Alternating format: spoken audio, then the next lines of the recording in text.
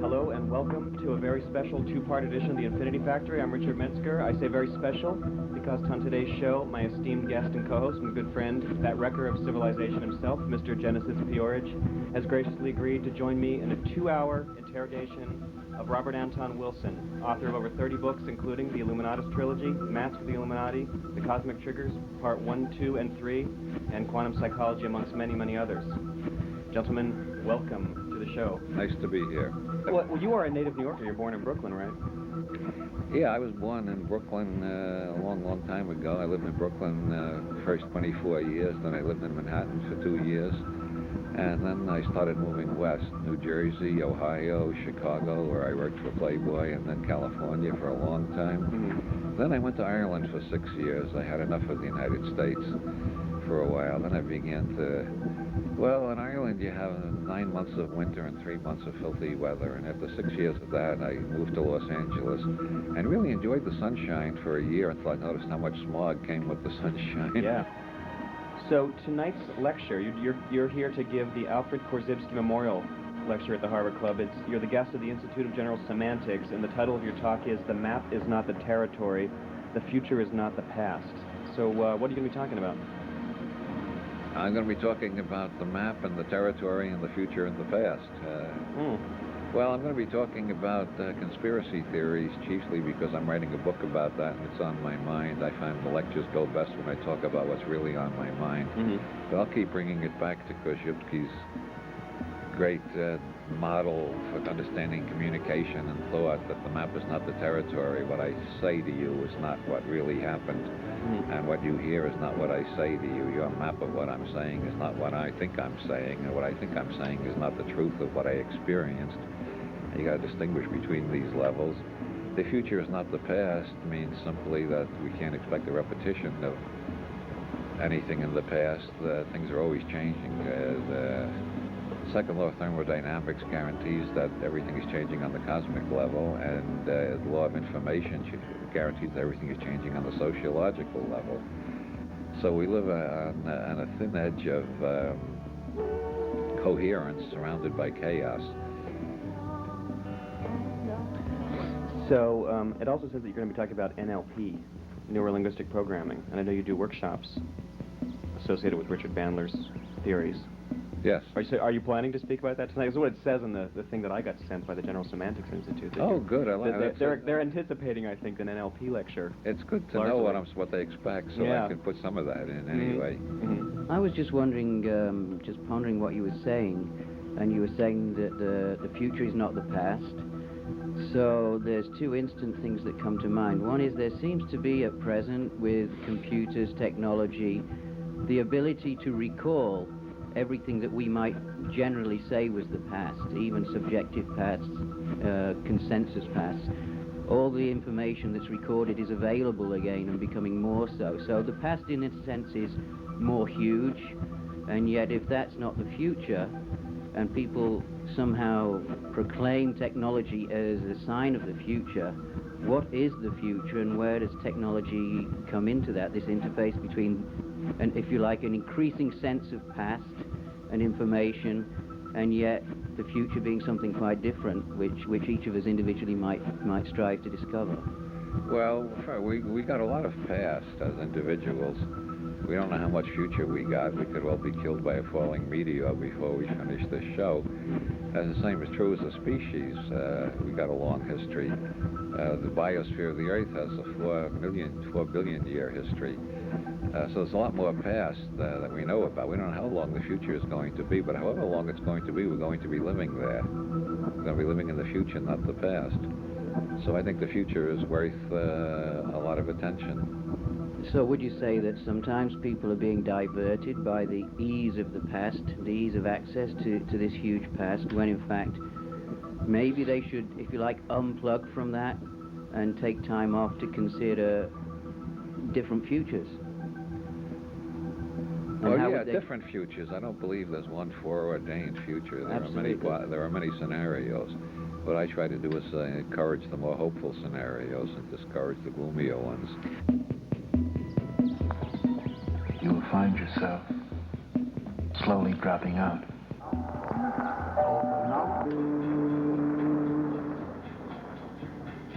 I like that.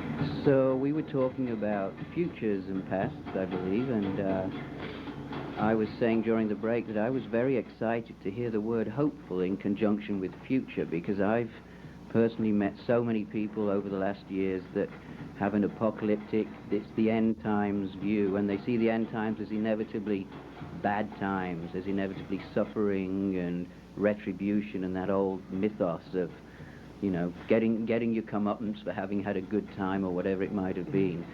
So hopeful is actually an unusual word in our culture to associate with a future, especially with an awareness of it being possibly very short, an unknown length. Could you tell me how you came to the feeling of hopefulness in future at all? Well, in the first place, we don't know what the future is going to be, so we should be agnostic about it. But the extreme of despair leads to ulcers, high blood pressure, heart attacks. It's not good for the health. The extreme of optimism tends to lead to radiant good health, prolonged youth, longevity, and a lot of good effects. So psychologically and neurologically, it makes a lot of sense to be an optimist. Timothy Leary was an optimist up until the day he died of cancer, even though he knew he was dying for 2 years. Nietzsche regarded optimism as a sign of health and pessimism as a sign of illness, and I tend to agree with Nietzsche. In addition to that, I think besides choosing optimism as a health measure, it's also a rebellion against the dominant pessimism of our culture, the decadence, as Nietzsche called it, of pessimistic cultures. And it's also an attempt to start a dialogue. If everybody agrees that there's no hope, there's nothing to talk about. If somebody says there is a sign of hope, then we got something to argue about. We can have a discussion. Why would it be that the dominant feeling is one of pessimism, though? You've got the sort of born-again Christian types, and, you know, what they subscribe to is a very negative thing. Jesus is coming back. Before that happens, all hell breaks loose. It's Armageddon time. Well, as Our Lady of the Flower says, Jesus is coming back, and boy, is he pissed off at the maggots. that really gasses me. This woman in Queens who channels Jesus, you know? Oh, Veronica Lucan. Yeah. Yes. That's hilarious. I think there's so much pessimism around because people don't understand what's actually happening. I think what's actually happening is, in the first place, information is doubling faster than it ever has before in history. There was one doubling of information between Christ and Leonardo da Vinci. There was another doubling between da Vinci and the steam engine, and another doubling between the steam engine and the airplane, and another doubling between the airplane and the first computers around 1950. And then information doubled in the 1950s, doubled by 1960. Now it's doubling every 18 months. We've got this downpour of information, and it's coming over the internet now. The information is flowing not only faster, but in more directions. And this is causing massive social changes, some of them good, some of them bad. But it's part of the process of changing from an industrial civilization to an information civilization. And it's partly information creates fractals. As information flow increases, the number of fractals, mathematically speaking, increase. This was demonstrated by a mathematician named Theodore Gordon. Fractals are unpredictable functions, so things are becoming more and more unpredictable. Now, to those who can stand unpredictability, that makes life a lot more interesting. To those who can't stand unpredictability, that leads to a lot of conspiracy theories, pessimism, and general apocalyptic visions. If I could enlarge on that for a minute before I get another question. Consider with 1987, that was 10 years ago. What happened in the last 10 years? Nelson Mandela not only got out of jail, but he's now president of the Union of South Africa. Apartheid died, power sharing came in, the Soviet Union collapsed, the biggest nonviolent revolution in human history. The Palestinians got their own state. The internet grew much faster than anybody thought it would, and it's growing faster all the time. The IRA and the British are finally talking after years and years of the British saying we don't talk to terrorists, which, by the way, is a belief system. I say belief system because if I say BS, people will misunderstand me.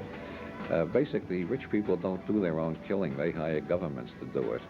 Poor people have to do their own killing, so they get called terrorists. Rich people are just called rich people with governments. And when they say we won't negotiate with terrorists, that means rich people won't negotiate with poor people. That's all that means. But if the poor people keep up their terrorism, their war, or whatever, their war of liberation, their terrorism, whatever, if they keep it up long enough, eventually all the rich people eventually decide we got to negotiate with them.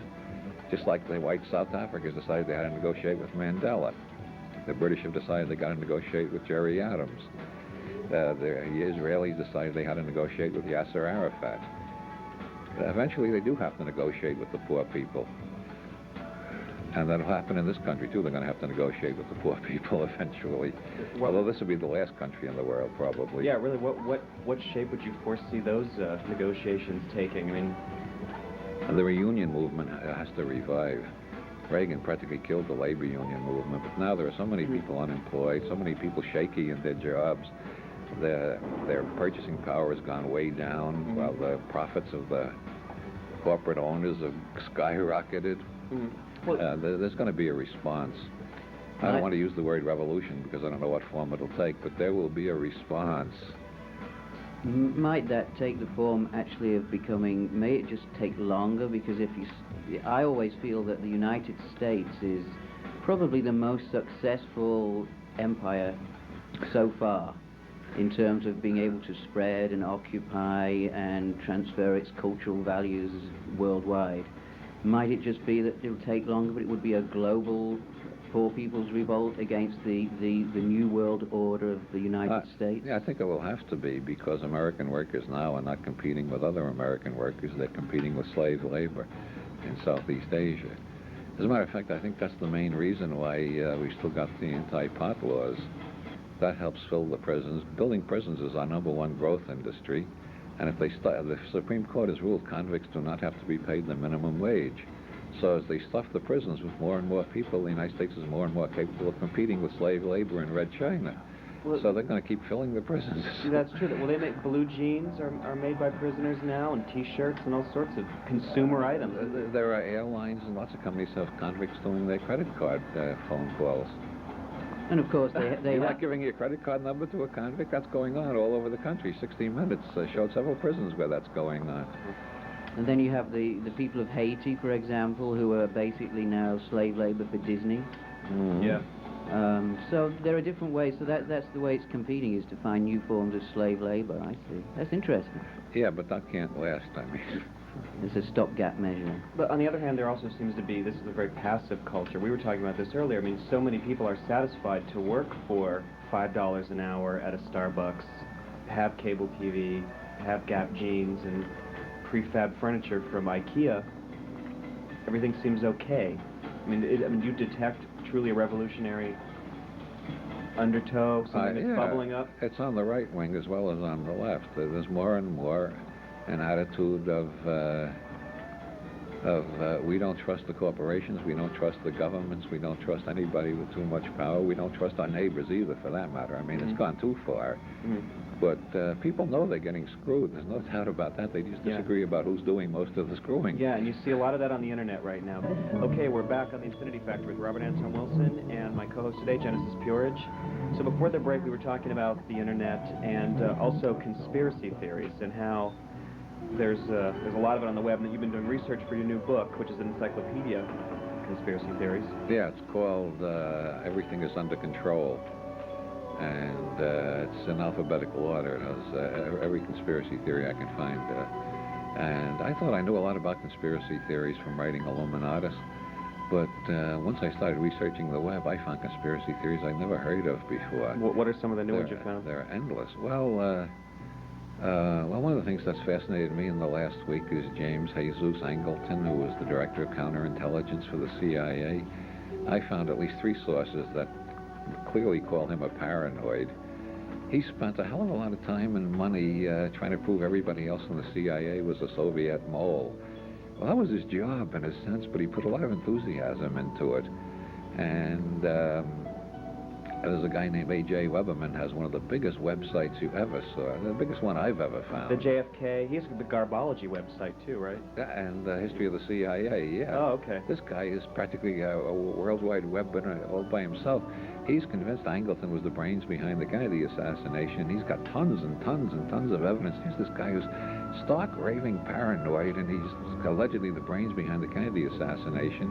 And then I find in researching Pay Due, the Italian conspiracy of the 70s and 80s, where they used Banco Ambrosiano and the Vatican Bank and the Cisalpine Bank in the Bahamas and the Franklin National Bank to launder drug money and make themselves very rich to support a fascist coup in Italy. It turns out that was dreamed up by James Jesus Angleton, too. He was the brains behind that. Very interesting character. That's one of the conspiracy theories that looks plausible, more than plausible. Then there are the real wacko ones, like the reason the gods of Egypt and Africa and Sumeria and American Indians and so on look like animals, part human and part animal, is we've been visited by people from all over the galaxy, all of whom developed out of birds, reptiles, and mammals, and so on. But they develop a human form as their rationality increases. So all these gods are actually extraterrestrial visitors, and we were conquered by a gang from Orion, and we've been enslaved ever since without knowing it. Is that the Urantia theory, or is that... No, this is the theory of a fellow named Robert Morningsky, who's a Native American who studied linguistics at the University of Arizona, and he proves everything by etymology and by comparing Hopi legends with Egyptian legends. And it makes a lot of sense if you want to believe that there are that many extraterrestrials who showed that much interest in this planet. Well, there's that fellow William Bramley. He has a book on the same theme. I've got that, right. too, The Gods of Eden. Right. Charles Fort, I have a note on him, too. Charles Fort was the first one to suggest we're property. That was in the Book of the Damned in 1919. Everybody thought he was joking. Now we got thousands of people who believe that kind of cusp. There's Zechariah Sitchin in Israel, the same idea. We've been conquered and enslaved, and we don't even know about it. Well, the thing about his books is he's the only guy who can speak those languages, probably alive in the world today, so you can't really dispute his research with any real authority. It's very difficult to have an argument with a guy who can read something that you can't, so... Yeah, and anyway, etymology is anybody's game. As Mark Twain once pointed out, you can derive Middletown from Moses. You just drop the O's and add the Iddletown, and it's obvious. So you've actually got a website where you put up some of your conspiracy theory research, right? We put it all up. My associate, Miriam Joan Hill, who has helped me a lot with the research. She knows more about web searching than I do, so I took her on as a partner on the book. She's getting credit on the cover for research associate. She's put up a website which every damn conspiracy theory on the web is linked to that site. For every one that she's found so far, she keeps adding to it. The book is almost finished, and she's still adding new websites for me to look into. I don't know if I can ever finish this book. All I can think of is conspiracy theories like what Paul Valéry said about art. Art is never finished, only abandoned. I'll never finish this. I'll just abandon it. I'll come to a point where I say I can't write anymore. I can't include anymore. I was just reading in the Village Voice, actually, a week ago. They were doing a series of articles on genetics. And one of the interesting points they came up with there was that there's I can't remember the scientific jargon, but basically you can track back all women to one genetic woman in Africa and all men to one genetic male in Africa now. And that the idea is that different species came from different places actually is now debunked, because they've got this way of tracking one specific item in the spiral, which takes you to an Adam and Eve, and back to the every story is true. It just got jumbled on the way, and people do forget the origins of things. So maybe all these conspiracies are actually all true stories. And so what? What's next? Well, that was the theme of Illuminatus back in the 70s. The basic idea of Illuminatus is all the conspiracies are true at the same time. They all think they're running the world, but half the time they know they're not, so they're busy guarding themselves against the other conspiracies, like James Jesus Angleton was so terrorized of the Soviet moles and the CIA. It would almost be a more comforting thought to think that there is one big overarching conspiracy instead of all of these little conspirators fighting each other. A district attorney I met at Esalen once told me that in any town, any small town in the United States, there are 24 conspiracies fighting over who's running the town. I think as you get up to higher and higher levels, the number gets higher and higher. There's probably 250 conspiracies fighting over who's running the United States.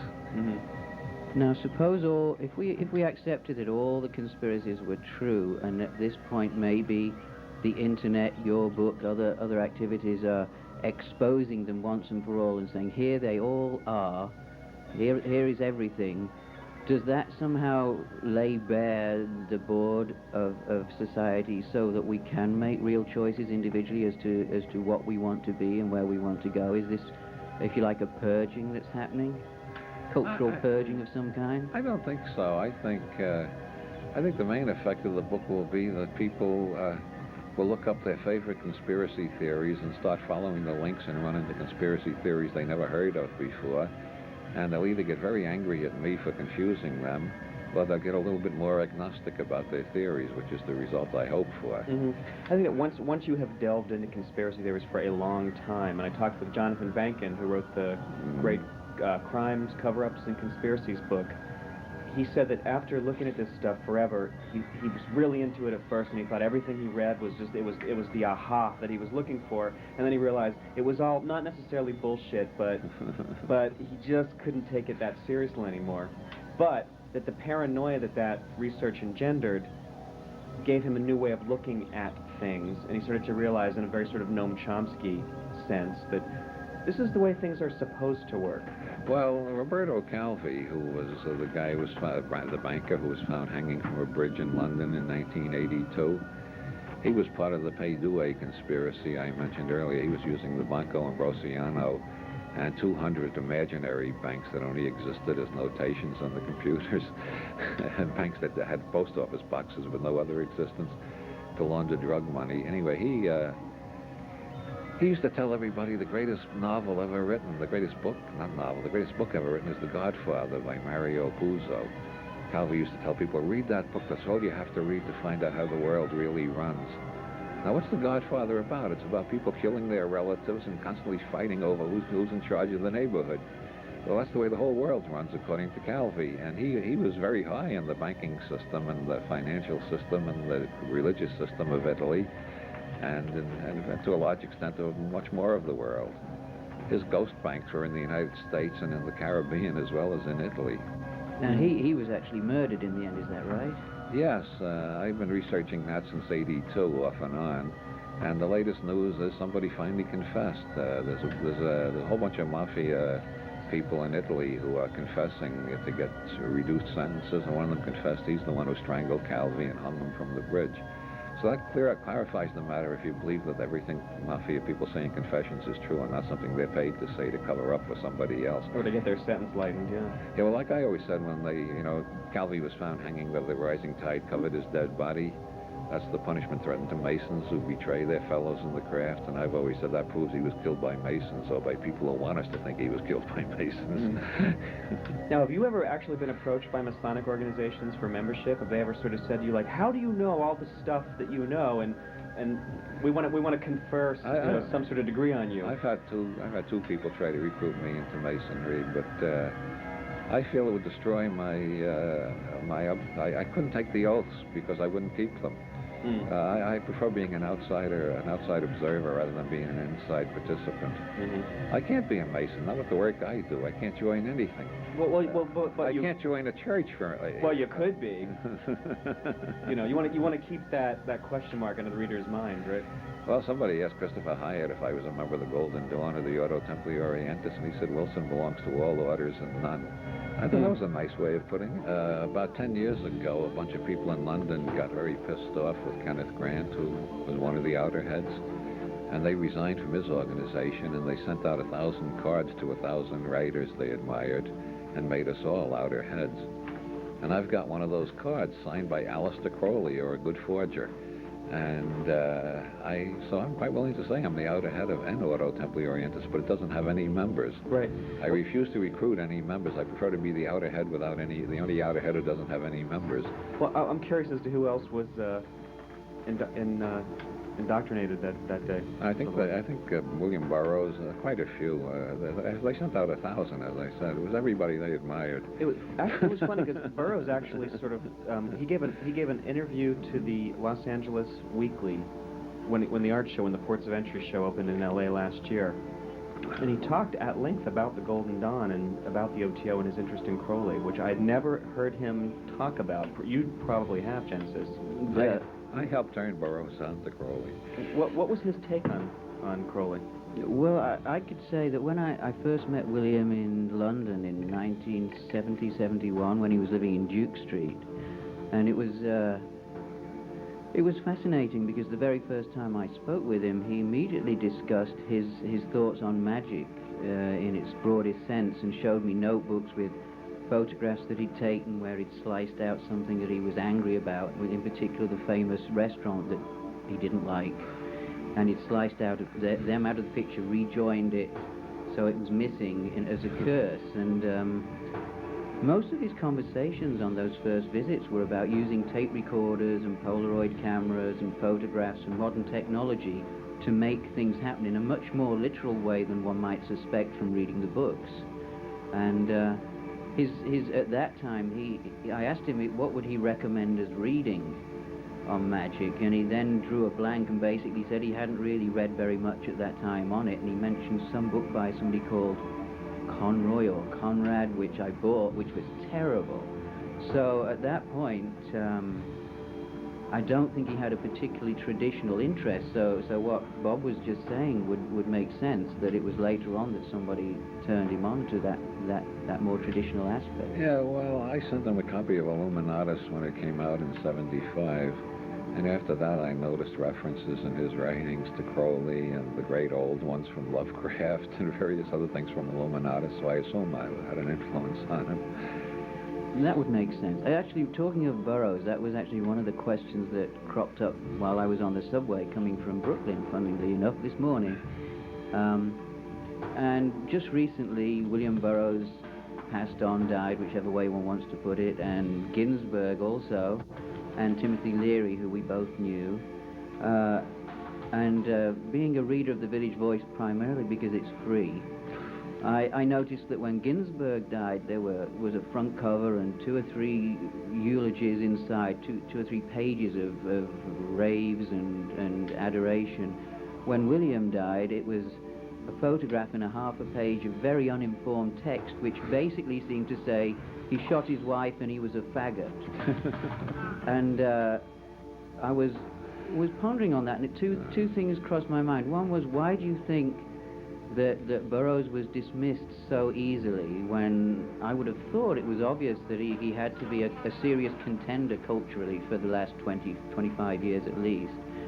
And also, is there any kind of legacy of the beatniks, as they're often referred to, or is that over? And if so, is there any neo-beatnik activity, or is there something new happening? So that's a 2-part question. You know, part one is... Well, what I think of is... one day in 1968, during the Democratic Convention, I took Burroughs and Ginsberg to the Playboy Club as my guest. I was working for Playboy at the time. And I was interested in the way they totally ignored the bunnies. The bunnies didn't exist in their universe. And when we parted on the street, when I had to go back to the office to work, Burroughs, who I had met in 1964 and had known for quite a while and corresponded with, Burroughs shook hands with me very formally. And Alan threw his arms around me and kissed me on Michigan Avenue. I think that explains a lot. Alan was very extroverted and outgoing, so he made lots of friends. William was always very indrawn. I think...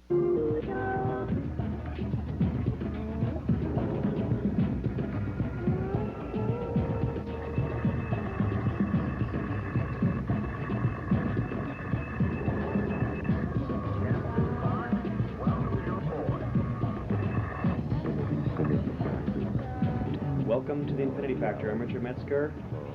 This is the second part of a very special interview with Robert Anton Wilson and my co-host Genesis Peorage, that wrecker of civilization himself. Good day. So, we talked about conspiracy theory a lot in the first one, and what was going on culturally and things like that. So I feel like we've dispensed of those things, and now we can get down to some more metaphysical issues. And first off, I wanted to start talking about Aleister Crowley. Now, the two of you have both contributed introductions to this book, Portable Darkness. That's true. That's true. And We did. Yeah, I got to admit it. Okay. You got the goods on us. So, Trapped. yeah. Well, the thing is, actually, you're two of the very few public figures who do talk about Crowley. He is still somewhat shunned.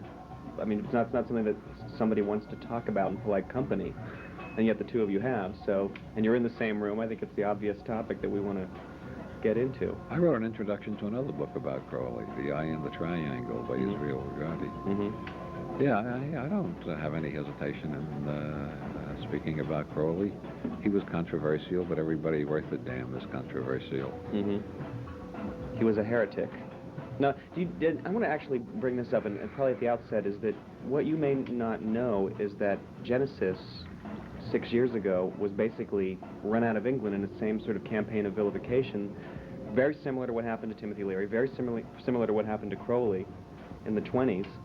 So the tabloid newspapers were calling you the most evil man alive, and Absolutely, they were, and a wrecker of civilization, and it's true. It's very true, very similar, very parallel. And my answer is always, when I'm told that I have the alliance of all these demonic forces and I am so all-powerful, you know, how come I can't pay the rent most of the time? And I wish I could destroy your civilization in a wink, but unfortunately it doesn't seem that simple. So somebody's not telling me something, because I haven't been given the skills to operate whatever it is you say I've inherited. But Well, I've been accused of being a CIA agent so many times that I often think of sending a bill to Langley and asking them to pay the back money they owe me. Mm-hmm. And Mae Brussel accused me of being an agent of the Rockefeller conspiracy.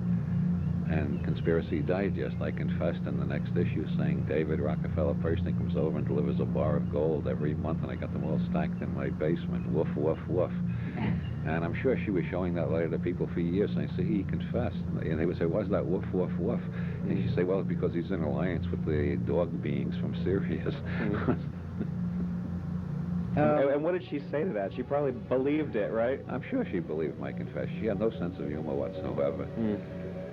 well, what we're really talking about is the way that the consensus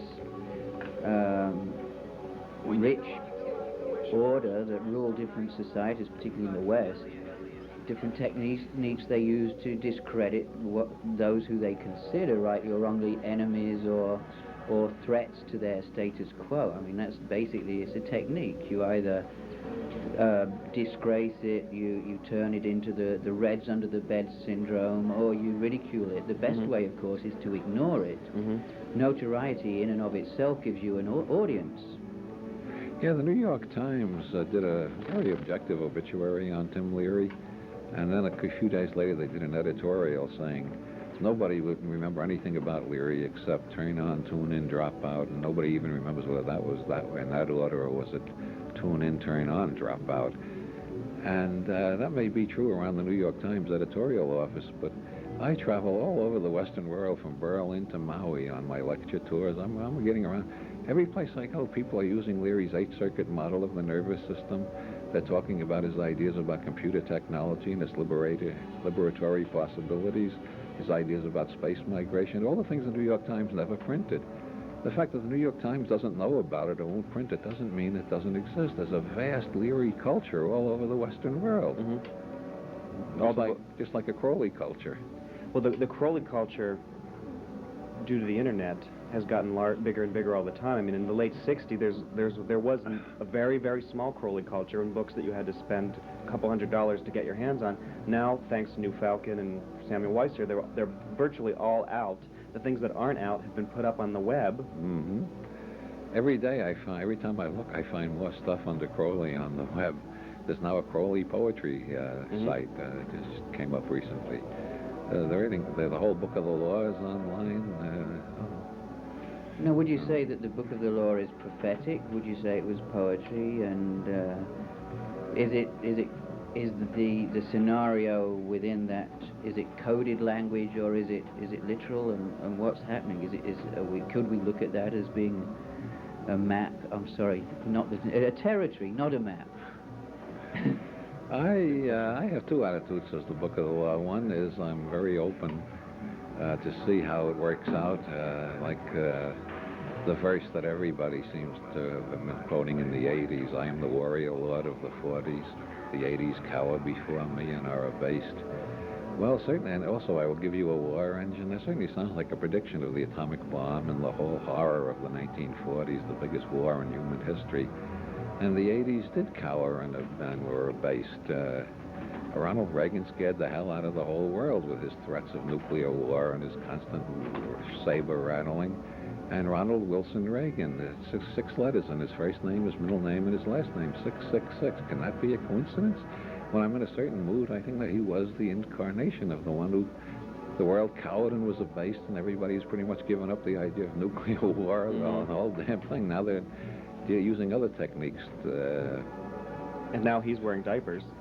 Yeah. On the other hand, I think it's amazing that so many of Crowley's admirers never seemed to consider the possibility that the Book of the Law was a hoax. Crowley was one of the great practical jokers of all time, and yet they think he couldn't have been joking in that case. Maybe he was. I wouldn't put it past. Crowley suggested the V sign to Churchill, to British intelligence, who passed it on to Churchill. V for victory, yeah. Yeah, well, it's also the horns of the Horus. One of his gods. Now, you were talking about the idea that the Book of the Law may have been a prank or a hoax, and yet, the whole thing about the numerical significance of the 93, the 31. Charles Stanfield Jones did a lot of research into that and found that there was this sort of impeccable mathematical formula underlying the words. It would have been very hard to hoax that. Oh, I don't know. You ought to read Clifford Irving's book Fake sometime about Elmire. If Clifford Irving is telling the truth, Elmire managed to hoax the art experts of the Western world to the extent that 1,000 of his paintings are hanging in museums with names like Picasso, Van Gogh, Cezanne, Modigliani, and so on. And Clifford Irving came up with a contract was signed by Howard Hughes, which 3 handwriting experts said was Howard Hughes' signature. I think it was Elmire who did the signature on the contract because he was very good at signatures as well as painting styles. But no, I don't think just because something is a hoax doesn't mean it isn't worthwhile. I mean, hoaxes can be very profitable, and Gulliver's Travels started out as a hoax. Well, what you're saying would mean that Crowley's whole life, his ethos, his private diaries, which may or may not have been for public consumption, they may have been hoaxes too, but that his whole life was kind of a sham. Are you saying that, or am I putting words in your mouth? Well, you got to read Cosmic Trigger 3, which is about hoaxes and art, and my attitude is you can't really distinguish between the two. Anything that changes people's consciousness is a work of art, and many works of art have an aspect of hoax about them, like Orson Welles' War of the Worlds broadcast, Gulliver's Travels, which was released as a book of travels by a sea captain named Lemuel Gulliver. It didn't have Swift's name on it at all in the first edition. People bought it because they like travel books. And then as they turned the pages, they found themselves getting into weirder and weirder stuff and asking, did he really visit these places? Are these places real? They sound an awful lot like England, seen through somebody's eyes who was smoking too much pot or something. It took a while for people to figure out what Gulliver's Travels was. It may take us a while to figure out what the Book of the Law is. Well, here's a thought. Here's a speculative thought, which is suppose that Crowley was actually the channel, the medium of somebody else's hoax.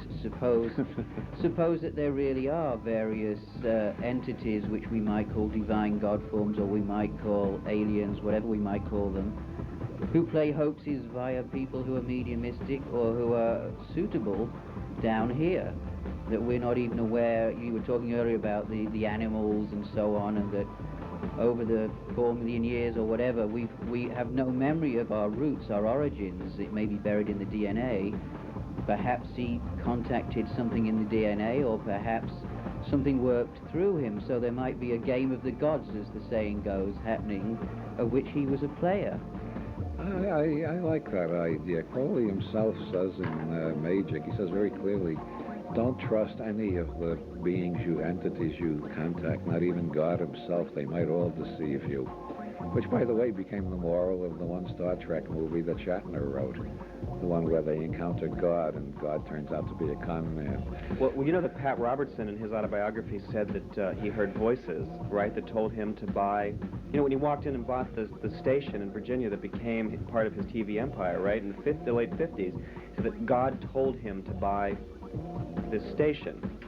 But he also said that he also heard other voices that he knew were not the voice of God. Now, of course, Pat Robertson may be a schizophrenic, but it's very good advice, I suppose, to not believe these or attribute any kind of external...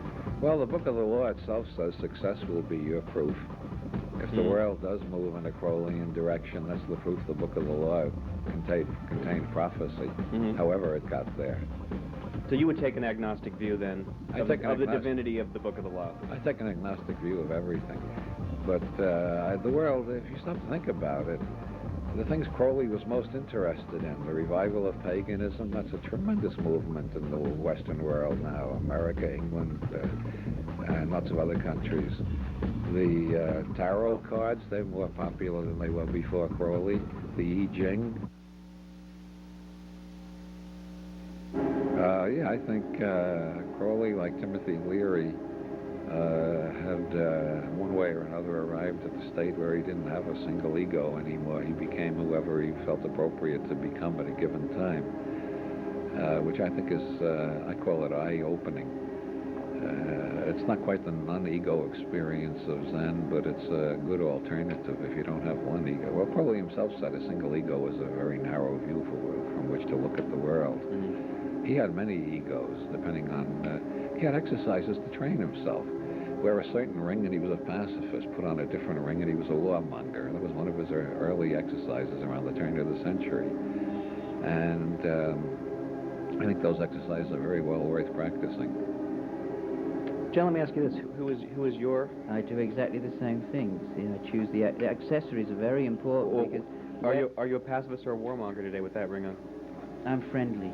Okay. I'm friendly today. Well, I think it's important. I think Bob's right that wearing a mask, just about everyone would probably agree if they put on a mask, they feel more comfortable behaving in a more outgoing way or a theatrical way or being silly. And if you wear a lot of makeup, similarly. And I think that it is indeed a good practice to experiment with being different people and even often different genders or different archetypes, privately or in public. If people on airplanes want to talk to me, I'm never Robert Anton Wilson. I just pick out a personality and start playing that role, just for the hell of it. Who were you on your flight yesterday? Nobody wanted to talk to me on that flight. Nobody wanted to talk to. Everybody was getting drunk and... Yeah, it sounded like a nightmare flight. So, all right, so back to Uncle Al. I wanted to ask you, who is your Aleister Crowley? I mean, if you talk about many, what did you sort of see him as ultimately? What do you think the legacy is?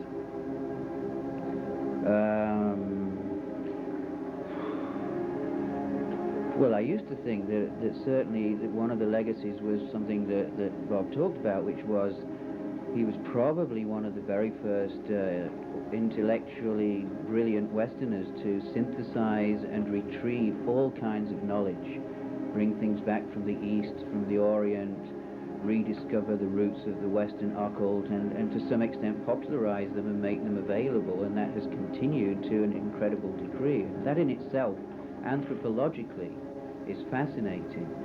He was prodigious in terms of his output, almost inhumanly so. I mean,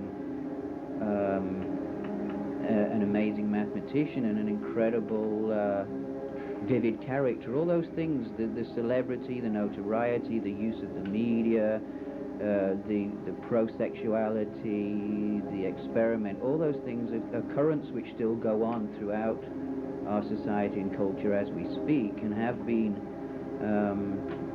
taken to some degree for granted by the mainstream without their understanding of the fact it wasn't available that long ago.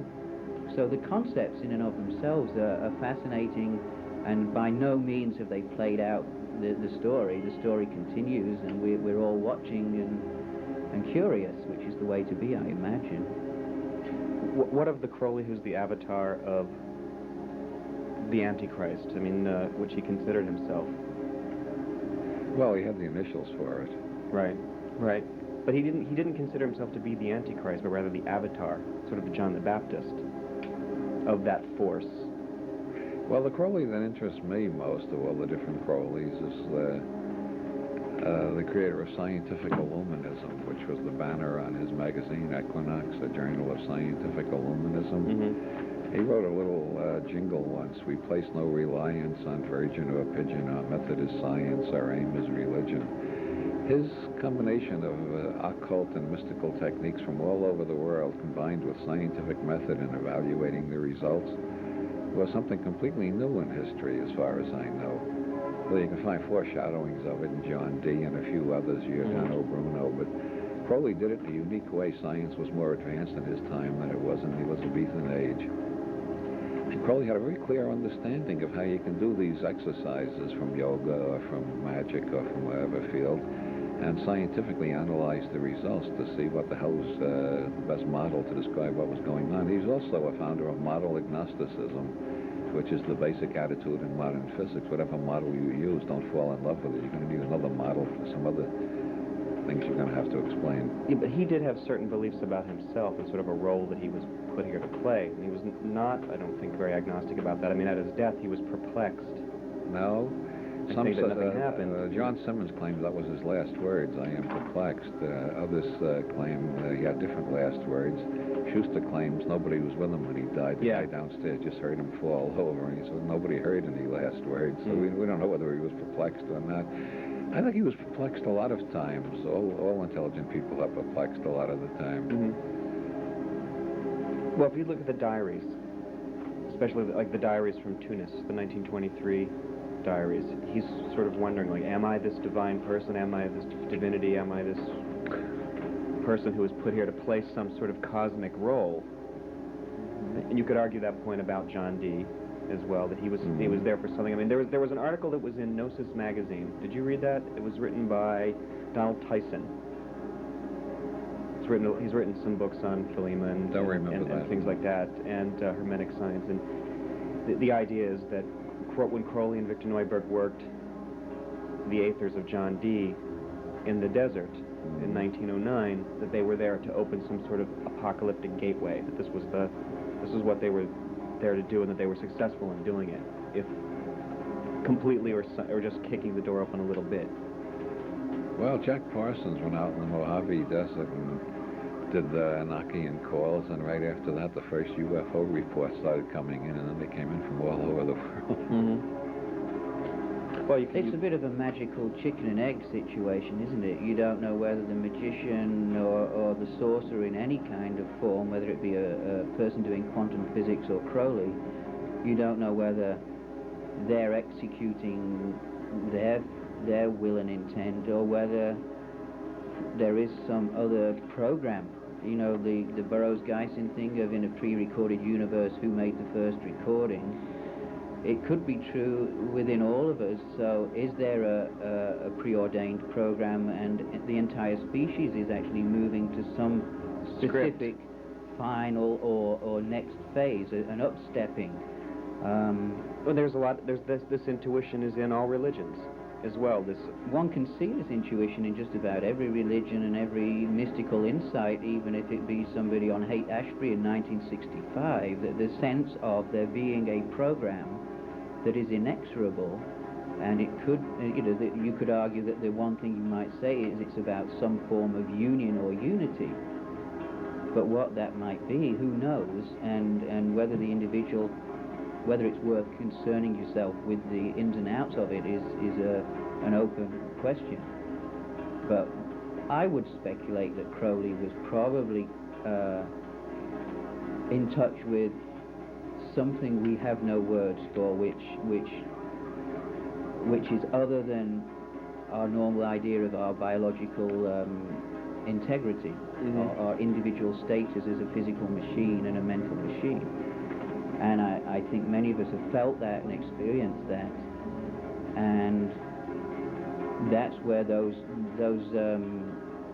hot spots, as I like to call them, I think that's when they occur. I think that Marjorie Cameron and Parsons were certainly involved in a hot spot. What the fuck it is, I'm not sure, but I think it was a hot spot, and I think Crowley too was a hot spot, and even Ron Hubbard was a hot spot, you know. Well, obviously he's a very hot spot. I mean, look at how huge his organization is today. So there seems to be a kind of, I guess, a fractal explosion, and it seems to feel like we're moving towards some revelationary further intuition about what we're doing here and why. But I don't see that as being the old sense of religious or being doctrinaire. I think it's probably something buried deep within the DNA coding, or even the mitochondria, or something else, and certainly language itself. Well, would then the DNA coding have... But this is my subjective speculation. Well, I tend to agree with you to a large degree. I mean, did DNA throw up an individual like Crowley? Did it throw up an individual like, not throw up as in vomit, but to bring about someone like Hitler, Franklin Delano Roosevelt, Churchill, to accelerate... Or Robert Anton Wilson. Or Robert Anton Wilson or Genesis Peorge. I mean, to accelerate growth very quickly, to accelerate these fractals that you were talking about in the first part, to accelerate the chaos. And well, it seems to me when you think about intelligence, individuals can be pretty intelligent, but they all die eventually. They all screw up one way or another. Gene pools last much longer. Einstein was smart enough to escape Hitler and get the hell out of Europe. The Jewish people have survived thousands of pogroms by the Christian world, so they're smarter than the gene pool is smarter than Einstein. Gene pools die out sometimes, two species die out, but you look at Gaia itself, the Earth as a living being, that has handled every problem that's come along for 4 billion years and is doing better all the time. So I think there's a hierarchy of intelligence, and the best any of us can do is cooperate with the highest intelligence that we can contact. Well, but do you think that, I mean, you're talking the idea of the DNA continuing the intelligence, this timeline, this evolution, were these individuals preordained, in a sense? I mean, did DNA say, we need this to happen? You, and you are going to act out this sort of cosmic script. I don't even understand how the can opener works, and you want me to answer a question like that? All right. It's a position to wonder, but one could also wonder, I think there's a lot of hard work, you know. I mean, Crowley was reckless and committed and absolutely dedicated to take every risk at his own possible demise to try and discover wisdom, knowledge, whatever you want to call it. And I think that certainly is a precursor of any contact with higher intelligence, is that commitment, that intent. And it separates people immediately, just like a mountaineer or a scuba diver or a Cousteau. You know, you risk your entire life and sanity. Maybe you find something. No one really quite knows the internal workings of that. Well, someone like a Crowley, someone like Tim Leary, for instance, when he sort of survived the sort of witch hunt, he saw himself in jail, and he sort of realized, okay, I'm playing this. They're putting me in the same game they put other sort of major league philosophers in before, and he had a perspective on things that nobody had, you know, that he could only have himself in a way, and try to teach other people about. Tim said when they put him in solitary confinement, he said he realized this was either going to be hell or a learning experience. He decided to make it a learning experience. Exactly. And that was the same attitude he took toward prostate cancer when he had it. He said, either going to be hell or a learning experience. I'll make it a learning experience. So he got himself the hell out of the medical profession and the hospital track and all that, and controlled his own way of dealing with the cancer, and had a partied all the way until he collapsed. When I visited him in prison, I always went with the thought, no, I got to cheer him up. I mean, that's the way I started. I got over that pretty quick. He always cheered me up. He treated prison like a great big joke. here are these imbeciles who locked him up, and they think they can keep him locked up, and they think they're punishing him, and he's having a high time in there. He's writing books. And, well, in one of the prisons, he was having an affair with a woman psychiatrist. He found his way, no matter what they did to him, he always found a way to have a high time about it.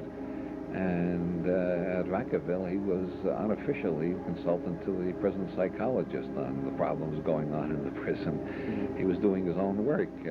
Even though he was supposed to be one of the prisoners, he was part of the staff in a very real sense, and he always acted that way. Well, I think they actually also gave him the behavioral test that he wrote himself at Harvard, right? That's how he got to Vacaville. That's how he got, yeah. He answered all the questions, so he came out as submissive, docile, and easily led, so they put him in minimum security.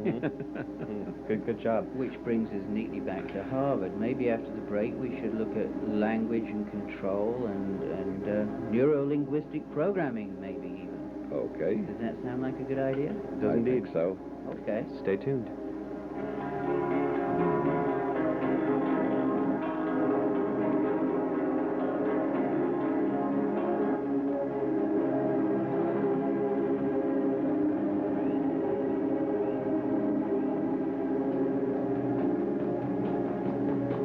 It's sassy, bawdy, racy, naughty.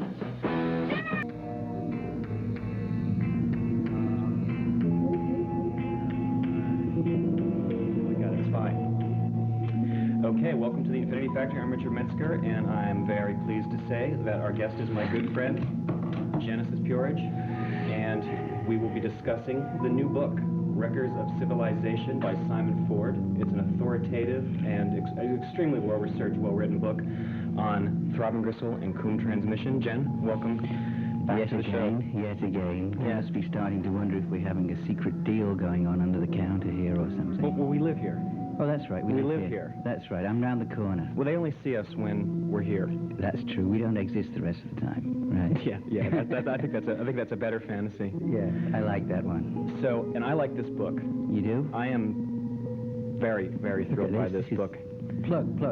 Well, I mean, Yeah. well, the thing is, I'm plugging it, but I'm also enthusiastically reviewing it and telling everybody that they should run out and grab a copy of this, because the TG story it's an underreported story, I think, and it's the history is very ephemeral because the mainstream media was so frightened, I think, by what you were doing back then, that it's taken a while to be able to assimilate. I think it's taken the prerequisite 23 years or something for everyone to start to feel that we're not going to come back out of our hole and bite them if they say they liked it, something like that.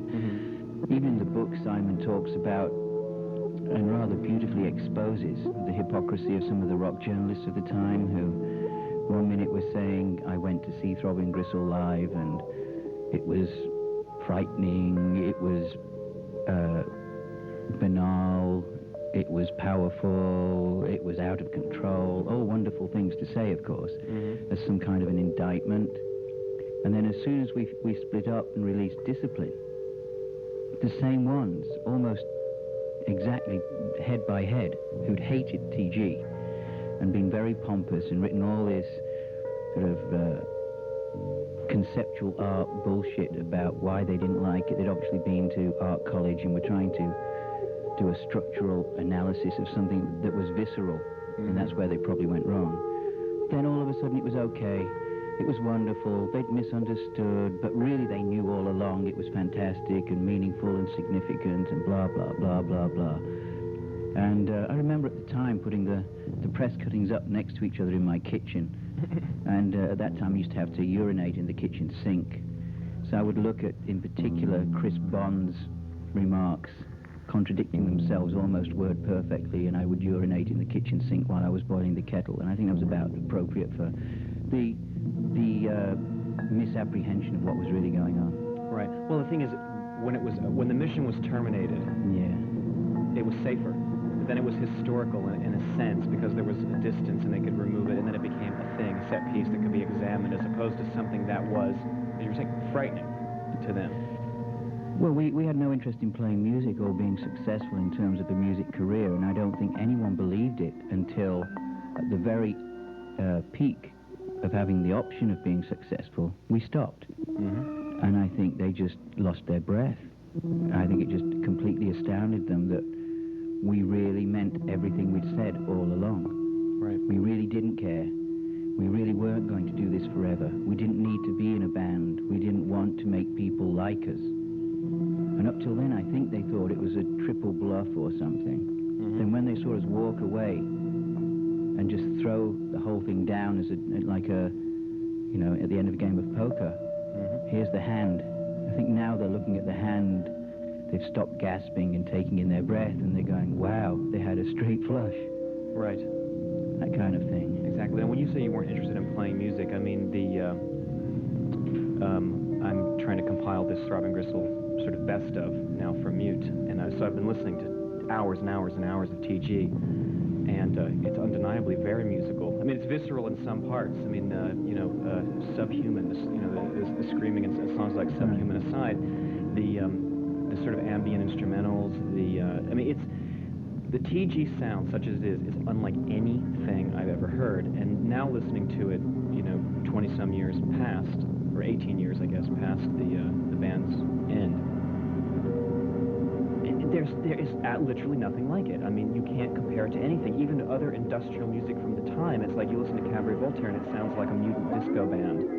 TG sounds like modern classical. There's more in common with, say, Karl-Heinz Stockhausen, I think, than... I would say it was more in... I would love for it to eventually, at least parts of it, to be remembered as modern 20th century classical music. I think that would be much more appropriate. I think that's what's going to happen to Legacy ultimately, because, I mean, I know that the way that I'm trying to compile this thing is that the things that on the albums, you know, like on DOA or 20 Jazz Funk Greats, that send me out of the room or jumping to the volume control so my neighbors won't hate my guts. I think that a lot of those tracks will fall by the wayside, and it's the beautiful. The more symphonic ones. Yeah. There's some beautiful live things that are very symphonic, pulsing, and owe a lot to Ligeti and John Cage and Stockhausen and those kinds of people. And the Velvet Underground. And the Velvet Underground in terms of attitude, I think, more than anything else. I think that they opened one door, which was a raw, cynical, urban music, straight from the disenchanted on the street. Yeah. Nevertheless, having said that, and despite the fact I love the Velvet Underground, there is also a kitsch flaw in some of the aspirations that became apparent later in terms of songwriting. Oh, they wanted to be a rock and roll band. They wanted to eventually, well, not all, probably. I think John Cale actually is the most astute in terms of understanding music, because he comes from an abstract classical background, and he worked with Lamont Young, and I was influenced by Lamont Young and Fluxus. And I think that he, in a sense, is a far more long-lasting musician and composer in every sense of the word, and even songwriter. Paris 1919 is an amazing album of songs. Yeah, I agree. Very I would certainly rather listen to a John Cale album, be it new or old, any day than most of Lou Reed's material, frankly. Which is interesting, you know, because the motor, the engine of that machine was Lou Reed. But I think that the other similarity is that the Velvet Underground was those people at that time doing something, channeling, if you like. Well, and TG was four people of disparate ambitions and different secret agendas, personal agendas, who were prepared to use each other quite... mediumistically, I guess. Mediumistically, yeah, to make something happen that they could all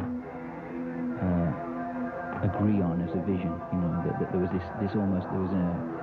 some kind of an animal, some kind of entity that we wanted to manifest. And we all knew it was out there, and we could all feel the shape and the sound and the form of it.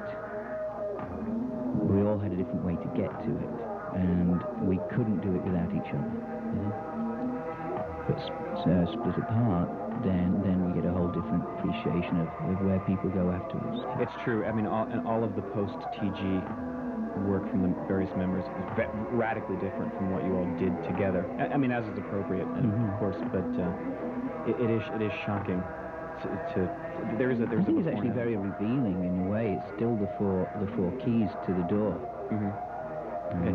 So I want to get into the sort of mindset and how you guys found the TG sound when we come back after this break on the Infinity Factory.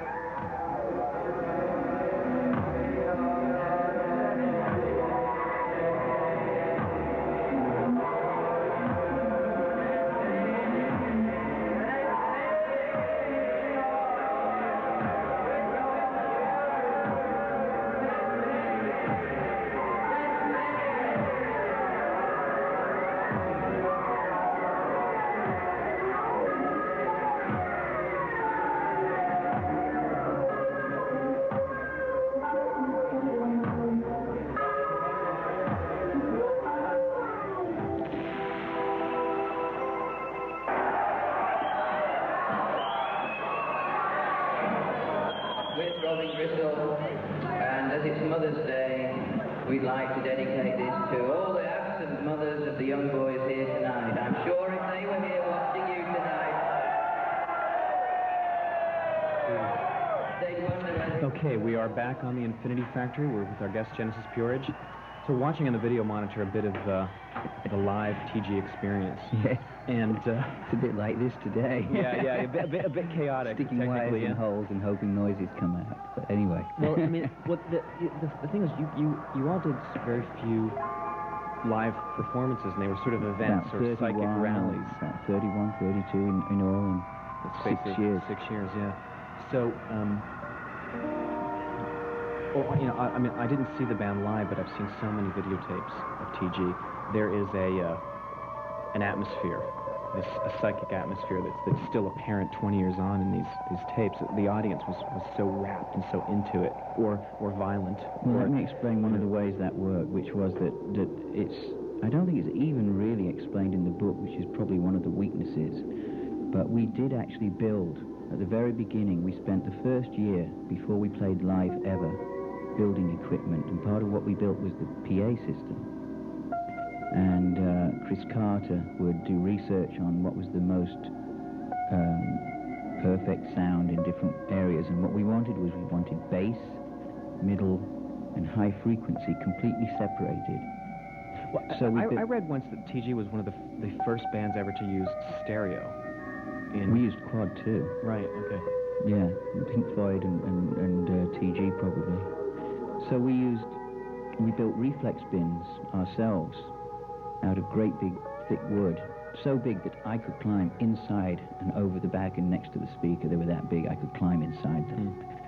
And those were the bass bins. So there was a wall of those. Then there were our own 4x12s that we built with Goodman speakers that were so heavy it took 2 or 3 people to lift each one. So you felt this on the stage?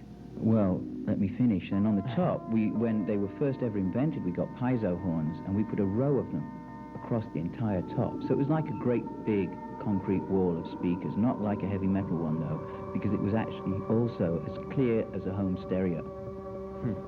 But it was massively loud.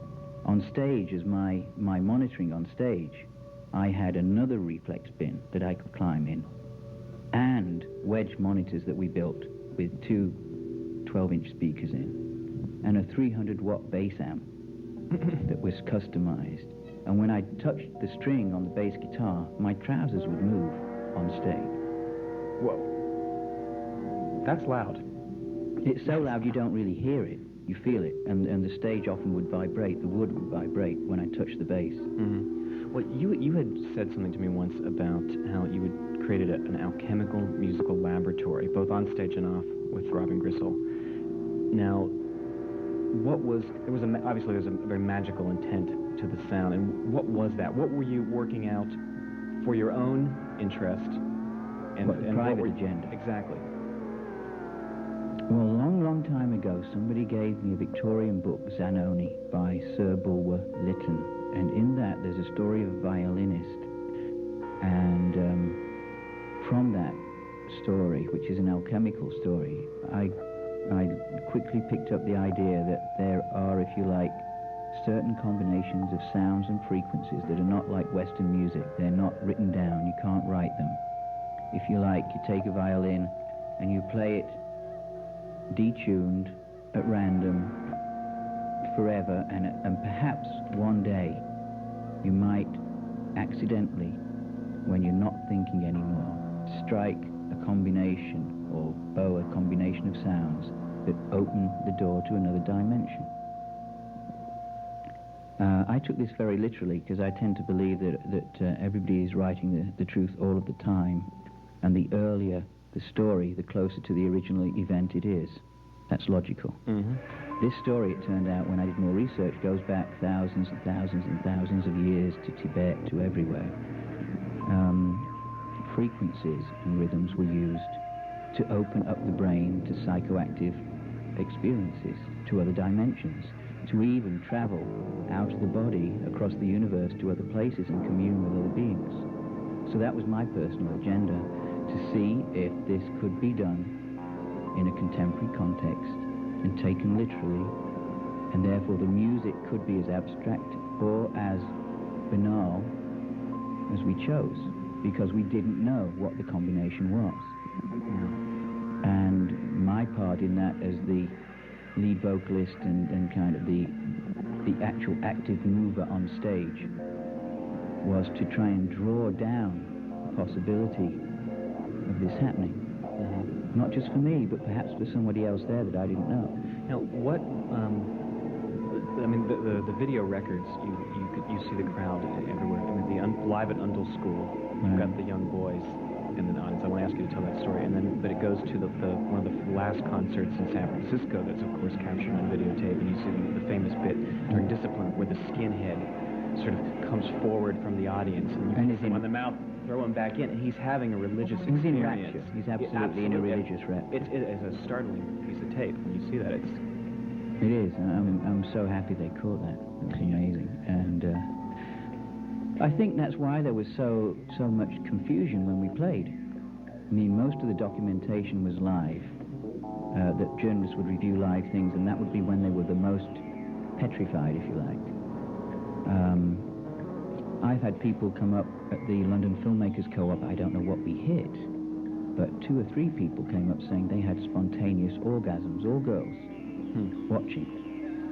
And we tried to pin down the time that they had the orgasms in the concert to try and figure out when we played the tape back what it was that set that off. But we couldn't pin it down completely, but we tried to loop the basic time zone and future events as a subliminal. Well, I think that the managers behind the Backstreet Boys and NSYNC have perhaps figured out what that sound is.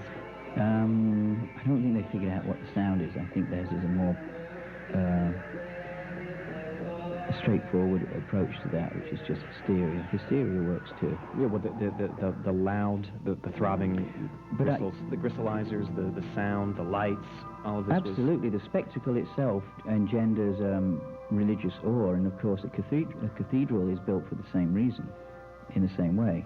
It's built as a huge cavernous bass bin, basically, that resonates the deep frequencies which come from the organ. Oh, it's true. Absolutely. Then you have the choir singing the very high frequencies like the piezo horns, and then you have the stained glass windows and the candles and the incense and so on, which are the high parts of the brain, and it's exactly the same intent. Isn't that interesting to think of some medieval architect looking into the sound, the resonance of these buildings? Not at all, because don't forget, the cathedrals are just an extension of stone circles and so on, and everyone knows now and has finally scientifically agreed that stone vibrates. In fact, there's talk of making a computer using crystal, quartz crystal. So, 5,000 to 10,000 years later, people agree with the original story, which is my basic point. So we actually, as it happened, were in an old factory which was made out of great big chunks of concrete. So we were, in a sense, in the bowels of the cathedral, the vaults below. So we're going to take another break. When we come back, I wanted to talk about what was going on off stage and how the TG laboratory worked at home. Okay. And we'll be back with Genesis Peerage on the Infinity Factory after these messages.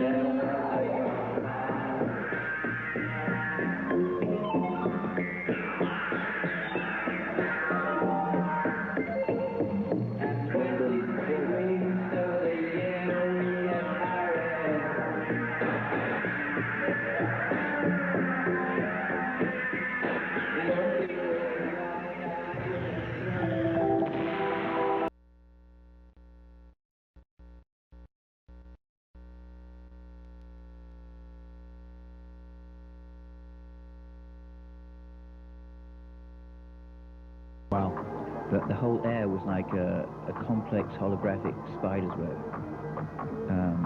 It was incredible. And then Chris started to go blind and got tunnel vision. And all the lights, the strip lights, fluorescent tubes that were on chains, hanging quite heavy ones, started swinging like pendulums, faster and faster and further. But things you would expect, small things on tables, didn't move. And our clothes, of course, were flapping like there was a big gale, but there was no wind. It was amazing. How many hours would you leave these machines running before this kind of effect would take place? Because obviously, when it's feeding back, it's building, right? It would build till it reached its own level. Sometimes 24, 36 hours, sometimes less. And you were doing this at high volume. Oh, this was so high you couldn't really measure it. It was sort of beyond pain threshold, really. Right. I mean, I can remember a couple of the early psychic TV events. Because it was going nowhere, because these walls were about 6 foot thick concrete. Okay. So, as you probably know, with the attempts to make low-frequency weapons, they have to build them into concrete to direct them and the best base bins of all are surrounded with concrete blocks. So we built a huge base bin with piezo horns. It's like a 40-foot square stereo base bin with high frequencies. Now, buried in the ground. I mean, what more perfect place to experiment? Well, when you were doing, I mean, like right now, just looking at the monitor, I mean, when TG was on stage in this alchemical musical environment, as you were pointing out before, you were sort of leading the charge and bringing it down. And what physically went through you? What did you feel like when you were on stage? I mean, some of your performances are absolutely crazed. Well, I would try to not think. I would basically try to go into a trance. Well, and sometimes the lyrics were just pure glossolalia. Eventually, yes. I mean, I was calling down information from other places whenever possible. There were certain points later on where, partly to placate other people in the band and partly from pressure of work, we would have riffs that we would repeat. So we would do something that was more or less a song, like Discipline. But with that one, in the end, I pushed it where we did a 30, 45-minute version of Discipline. Right. Just over and over and over and over, which is more like a mantra than it is a song. I would say by the end of that, it's And I got more and more friends, and I was like smashing my head with the microphone stand and the rhythm over and over and over. I didn't actually get hurt at all. Incidentally, we are talking about the song that you can hear in the background. Currently, this is Discipline being performed at the Lyceum in London. One of the problems that did start to occur, though, was that there was, towards the end, that I was, in a sense, becoming more regularly possessed, or one could say more efficient as a mediumistic channel, as a transmitter-receiver. And I think it was rather disturbing for the other people in the band. And probably made me somewhat unbalanced in terms of retrieving my own self afterwards. So it caused tension, personal, emotional tension between the four people, just because I was so far out when it was happening. And they weren't, because they were all doing very deadpan actions. They were doing things that made this incredible sound, but the actual doing of it was actually rather considered. Very tactical. And I was the random element, the random chance, the third mind, if you like, of the others. Right. So TG did not actually rehearse. Is that true?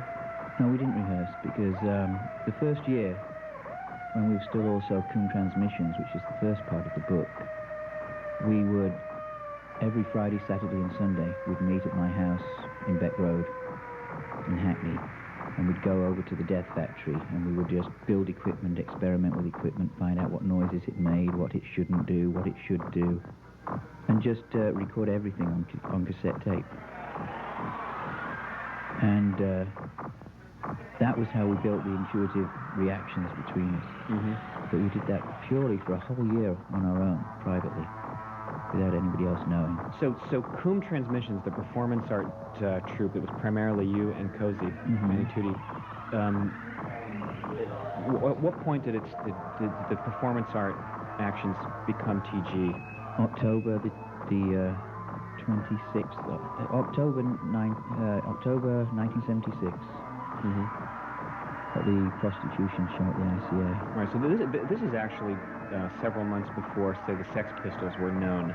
Oh yes. As well. So this was not, wasn't even like it did sort of come before punk. I mean, in it the sense of predated a punk few because months. it was actually 18 months old when we did that show, and we'd actually performed as Throbbing Gristle 2, maybe 3 times before at arts festivals over the summer and the spring. Mm-hmm. Instead of going as Coombe when we could, they'd ring up and say, will you come and do a Coombe Transmissions thing? And I would say, well, we'd rather be Throbbing Gristle. We had one in the Air Gallery and a couple of other places. I can't remember off the top of my head. And those are all on the 24 hours of Throbbing Gristle cassette tape set. Mm-hmm. Well, let's talk about that. Industrial Records was the way that you got the propaganda out. Right. It was really the first indie, in the sense that we know it today, indie do-it-yourself record label, right? Probably close, because Rough Trade and the punk labels hadn't begun at that point. So, I guess. What sort of numbers were you pressing up on vinyl? Well, the first album, Second Annual Report, we did, I think, 789 copies, because that was as much as we could afford to press. We had a check, and we gave it to the pressing plant, and we just said, how many albums can we have for this check? And they pressed 789. And in my innocence, I assumed it would take 3 years to sell them. Right. Mail order. How fast did they sell out? 2 weeks. 2 weeks. But that actually begets another point, is that 789 albums sold to 789 people may get listened to by, some multiple of that number, but until they were re-released on CD by Mute, not all that long ago, they were very. That's the reason that I think the TG history is murky, is you couldn't actually get the product for a very long time. Well, that's not strictly true, because we met this guy at one of the gigs called Rod Pierce. And Rod Pierce was a very interesting man from Ireland. And I was wearing a General Idea t-shirt with Fetish on it in white lettering. And it was at Goldsmiths Art College, one of the Goldsmiths gigs we did. And he was just blown away. He had an epiphany too. And afterwards he came up and said, are there any records? And we said, well, there was one, Second Annual Report, but we sold them all. And so he said, that's terrible, it should be available. And we said, well, then why don't you make it available? And he said, what do you mean? And we said, start your own label. He said, really? And we said, sure. We'll let you release it as a legal bootleg, if you like. License it to you, and then you'll have a label, you can sell them, you can use the money to do other records, we don't care what you do. And to his credit, he went off and started Fetish Records, re-released Second Annual Report, later on did the box set of albums, the vinyl albums. Right. But he also did Clock DVA, Bush Tetras, oh gosh, all kinds of people. 23 Skidoo, the Bongos, and had quite a thriving indie label for a few years as a result of the moment of hearing TG live. Again, it's interesting that this was not, the history of TG is not something that's been folded into the history of punk. It's a very parallel history. Yeah. Much artier, obviously, than punk, in the sense that you all were fine artists. But none of us, well, I think Chris Carter went to an art college briefly, but the rest of us never did. Well, but you and Cozy were well we known came and from the art well-regarded world, performance artists. but in the art world we were punk, so right.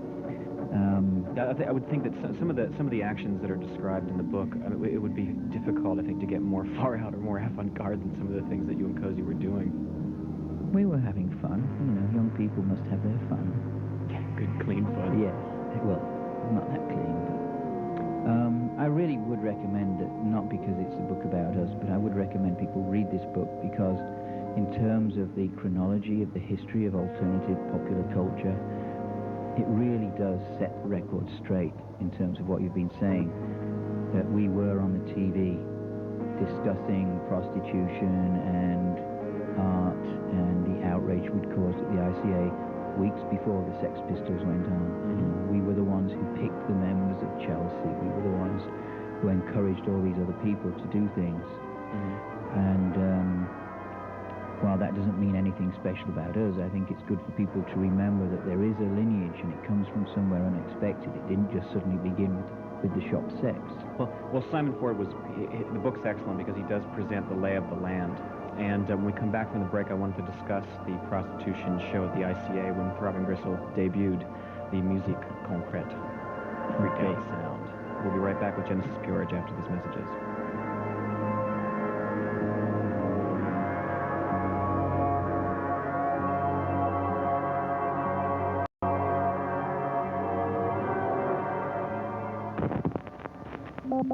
Infinity Factory, I'm Richard Metzger. We're talking with Genesis Peerage. And I would like for you to, if you will, describe the reaction that everybody from Buckingham Palace to the tabloid newspapers had when T.G. debuted at the Institute of Contemporary Art in 1976 at the Prostitution Show. Well, it was one of my my classic events. In fact, I'm working on a new one right now, which I wouldn't mind mentioning. On the 1st of May at the Royal Festival Hall in London. It's called Time's Up, and it will feature the original Hyperdelic Psychic TV, the master musicians of Jajuka with Bashir Attar doing the Rites of Pan, Question Mark and the Mysterians, the Headcoats. Question Mark and Mysterians of the 96 Tears. Absolutely, the original lineup. That's great. The Majesty, my new project as well, and Quentin Crisp will be the Queen of Ceremonies. Mm-hmm. And this will be in the Royal Festival Hall, which was built for the Queen of England in the 50s for her coronation, and is customized for symphony orchestras and the very best of international and British culture. John Cale actually just did a sold-out night there, funnily enough, but also mainly it's symphony orchestras, operas, and so on. Oh, didn't the Pink Floyd do their 14-hour Technicolor Dream? No, I thought so. It turned out they were in the Queen Elizabeth Hall, which is smaller, which is attached. So we're in the big one. Aha. Well, that's not bad. So they kick you out of the country 7 years ago, and now they're welcoming you back, and you're going to get the Queen's box, right? We get the royal box for my family too, yes. So who knows what fireworks might occur. But in the same way, at the ICA, the Institute of Contemporary Arts, was literally on the Mall, which is the road that leads to the gates of Buckingham Palace in London. Mm-hmm. And it's a Regency building, and it's been the home of the best of avant-garde British art, supposedly, since it was converted, I would rather say, I think in the 60s, the early 60s, maybe the late 50s. I know Brian Geising did something there once. And that was one of the things that the newspapers picked up on. Our show... Well, what was there? It was a retrospective of It was a retrospective of Coombe Transmissions, which included all the porno magazines that Cozy had been in, framed beautifully on the wall. Well, they were going to be on the walls.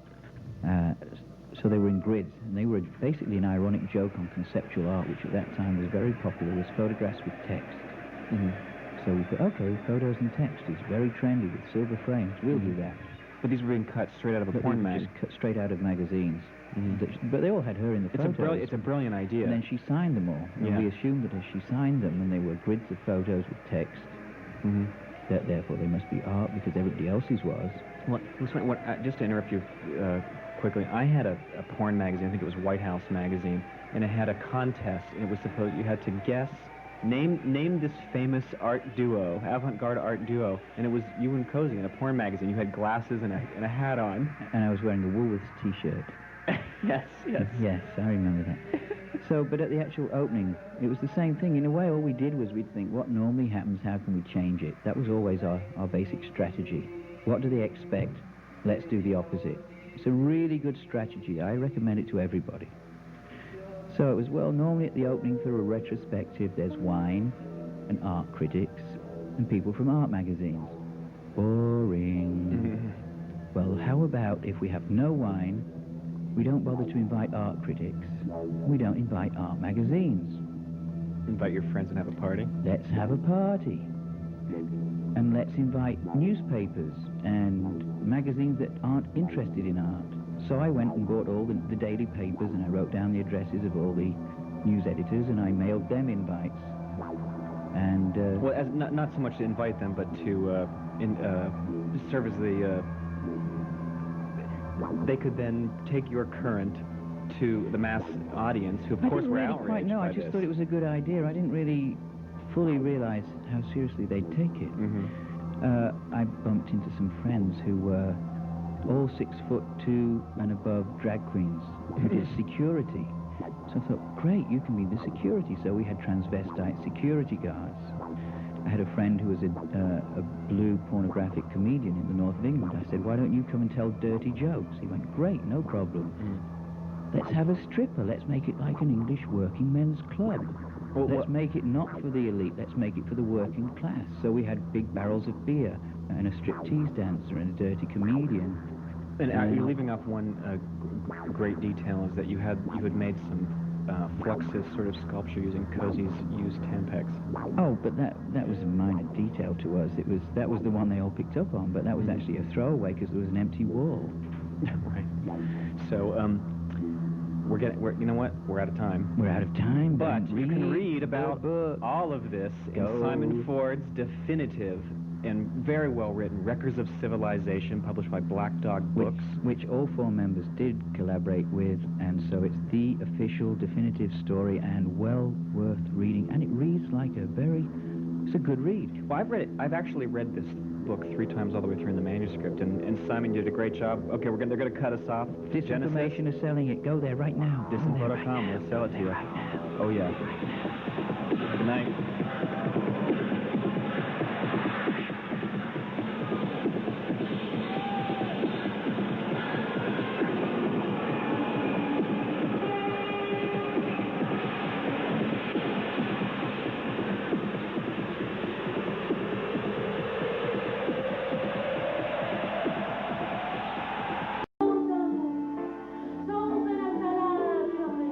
Uncover the subtle possibilities of how you can project an idea through a machine to an audience. All right, Assassin by Harry Crosby. William moved again to Lawrence, Kansas. So we flew to Lawrence, Kansas, and spent days and days and days, 12, 14, 16 hours a day, indexing every edit and writing a verbal description of every single segment of every tape. How many hours were there? Oh, I don't even know. It's a blur. A lot. A lot. I don't know if it got into the hundreds. We also sneaked into the library in Lawrence, Kansas, with a tiny portable cassette recorder, and bootlegged the reel-to-reel tape of William, the only tape of William on mescaline. Oh, no way. Yeah. What's that like? It's good. Really? Really good. What's he talking about? Weird stuff. Weird psychedelic stuff. Very weird. Well, I mean, as if he's channeling, or whatever the word might be, receiving and transmitting something. It's not just William.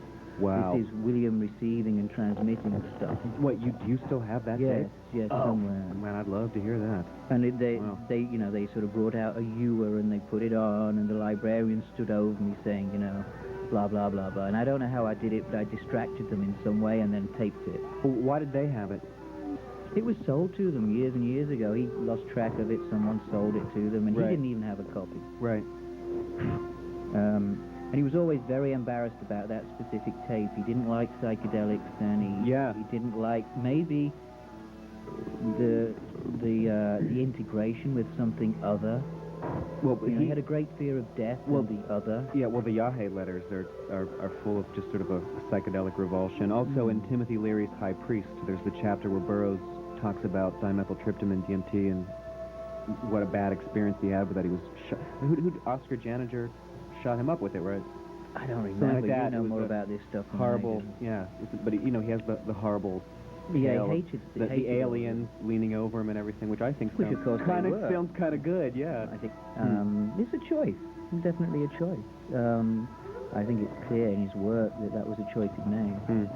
Okay, well, we're going to come back with Genesis Peerage on the Infinity Factory. Stay logged on. You cannot take woman into space. I repeat, you cannot take woman into space. That is all Hassan Salah. See my writing the silent. Across all your skies, the silent writing of Brian Geisman, Hassan Saba. The silent writing of space, the writing of Hassan Saba. Look.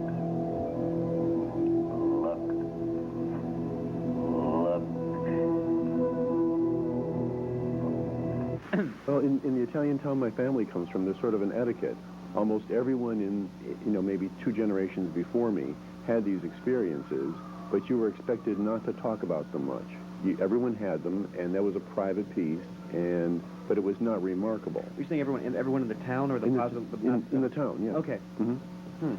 And then if you go somewhere like Nepal, you can walk around the street, and again, devotional practice and interaction with ideas of other dimensions and entities is so common that you would be considered strange to point it out. Well, in India, there are actual, you can sort of make a legal defense that the jinn made you do something, or the jinn did it. I mean, it's a legitimate, thing to say. It's really odd, But why is that? Why in this sort of scientific obsessed culture? Why don't we have those experiences?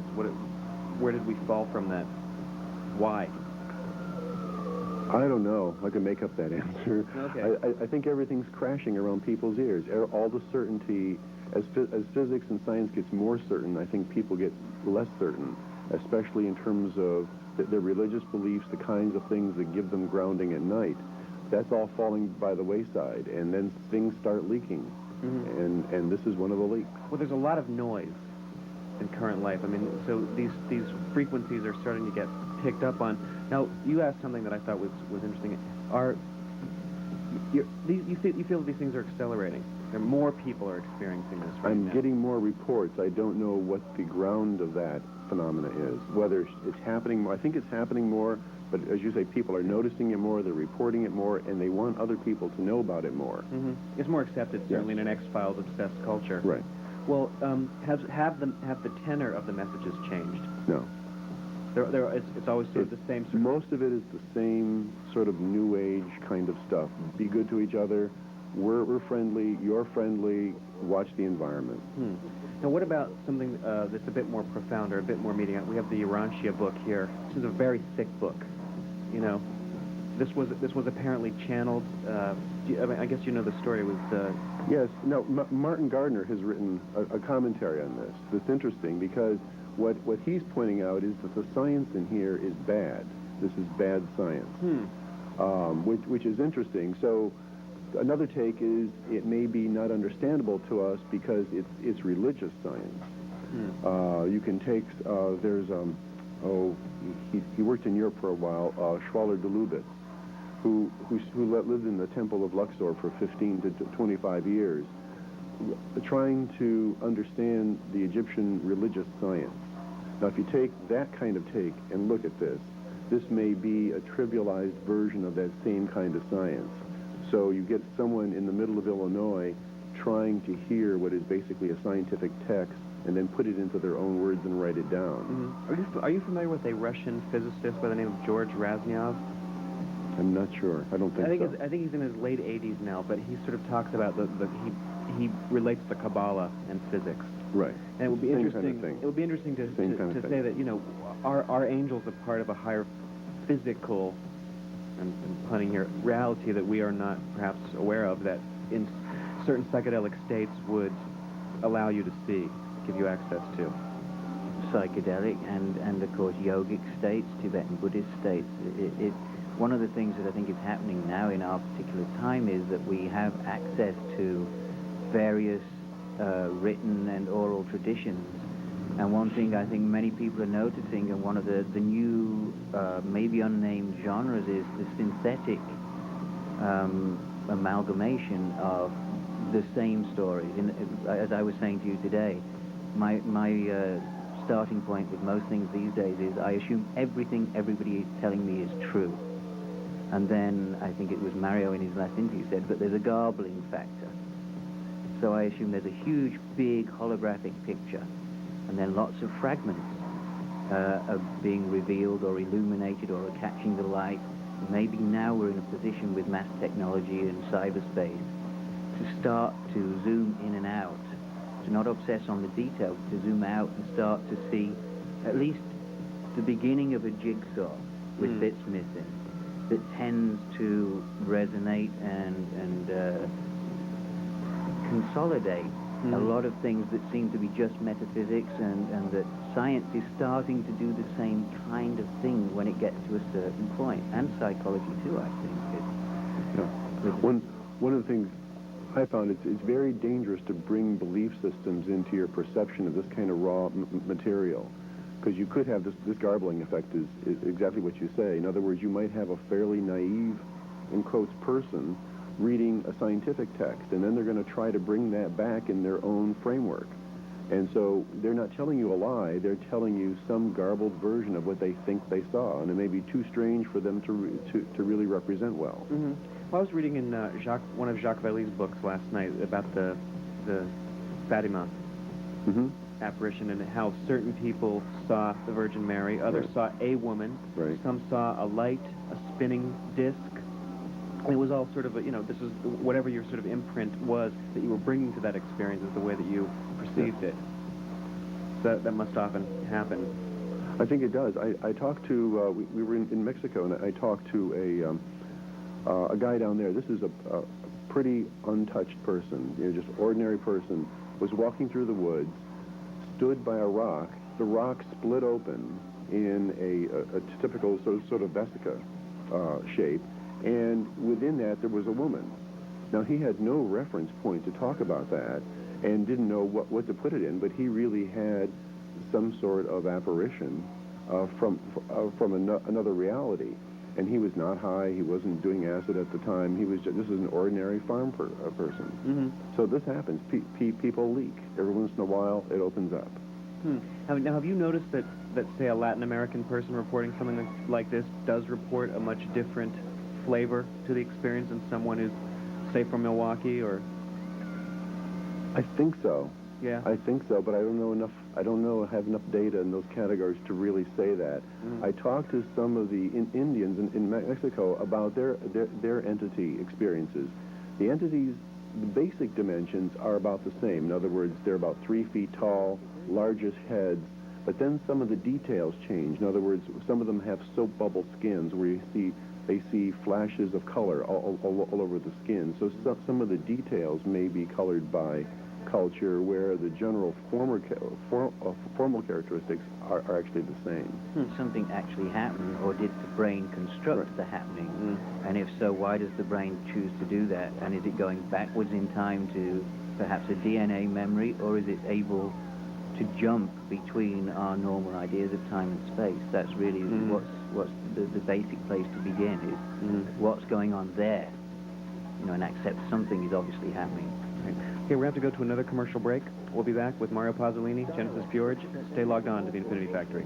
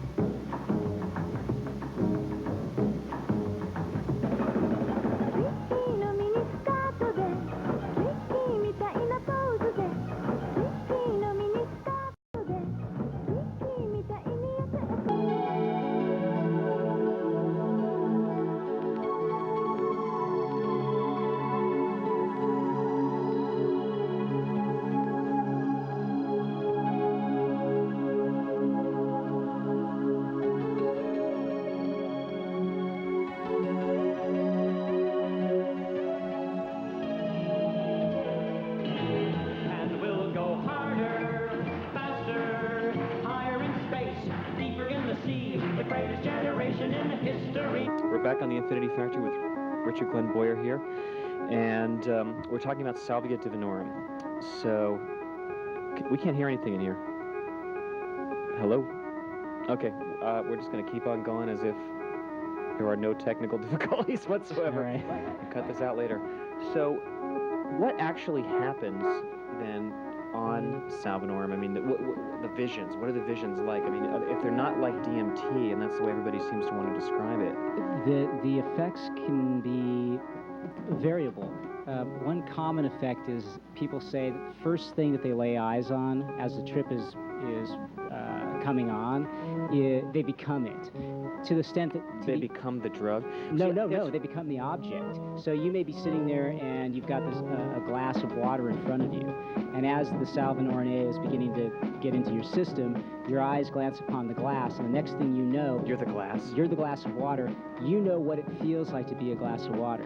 Oh, really? Well, there was one, I thought, good anecdote that was, the guy was saying he was smoking it, and that he sucked himself into the pipe, and then it became a feedback loop. There seems sounds to pretty be... heavy. And then there was another good one where the guy said that he looked at a wall, and then he realized that he was stuck on the wall, and part of the wall, I guess it's like being a glass. Wow, okay. So it's identification with inanimate objects. Yeah, it also produces, and depending on the dose, you can get into a state where it feels very, very familiar to you. It feels like you'd smoke, and it's in a kind of a way like from your past. It has this. You have the sense that you'd smoked Salvinorin A or Salvidivinorum when you were 8 or 9 years old. Does one have almost a panic state of being so closely identified with the glass or not?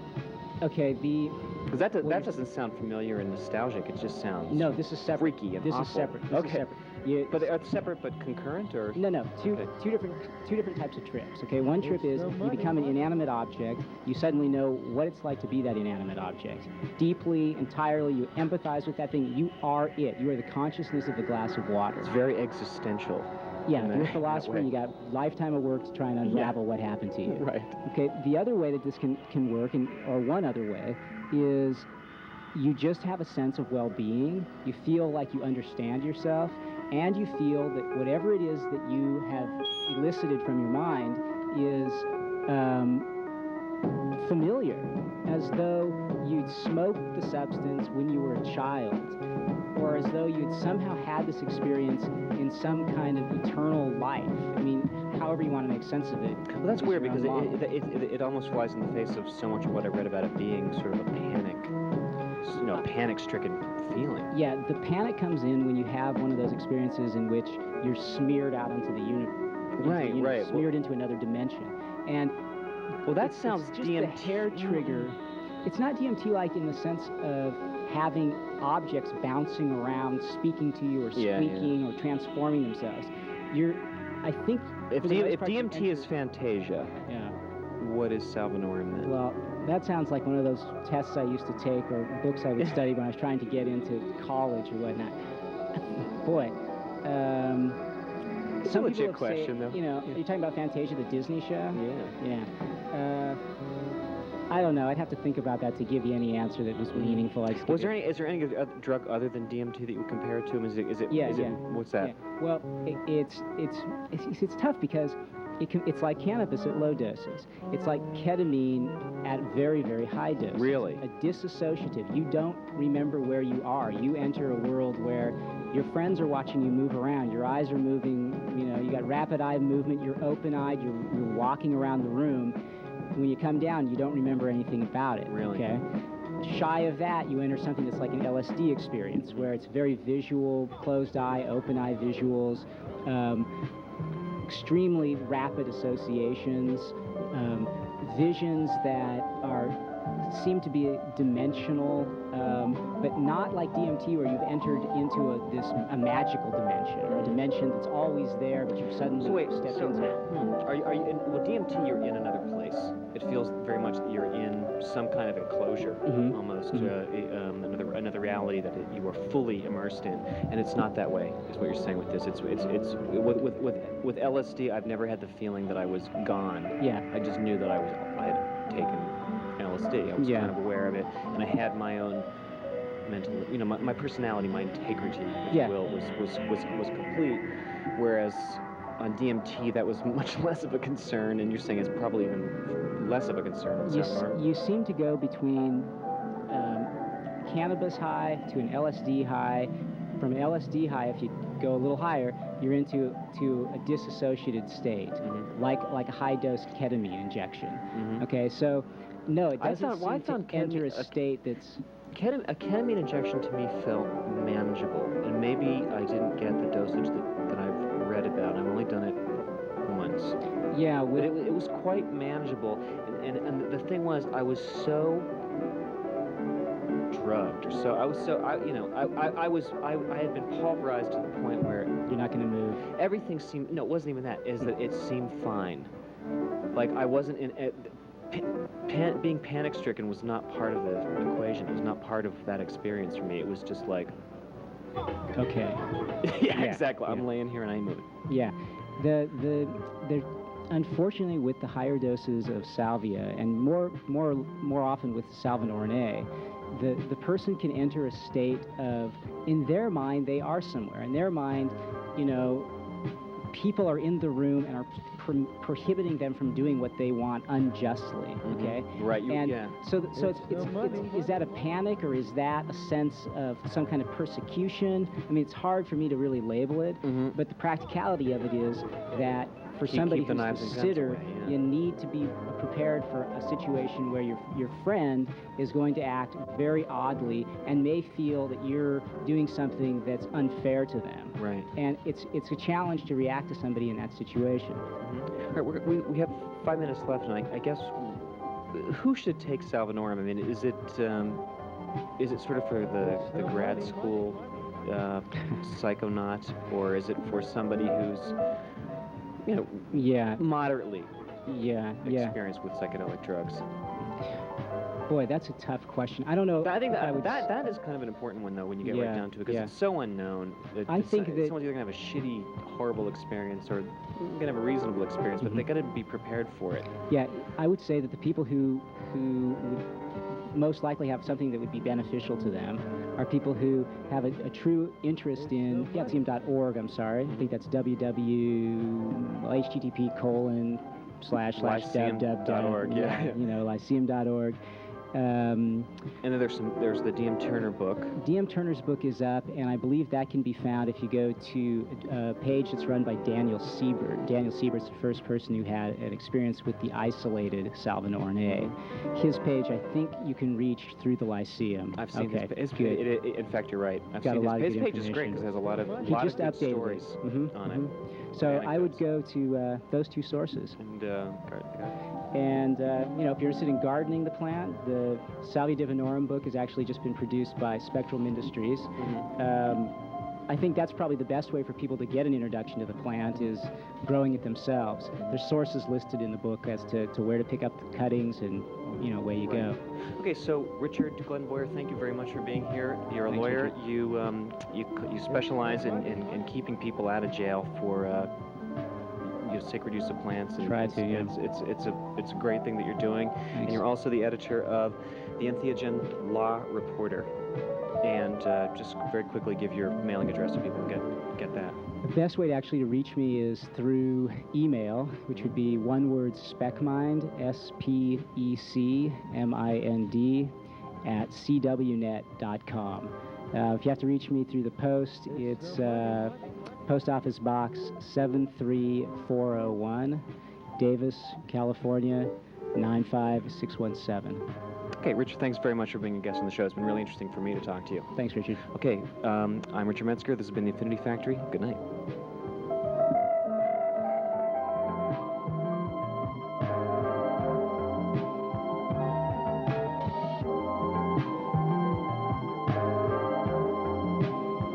It's the money.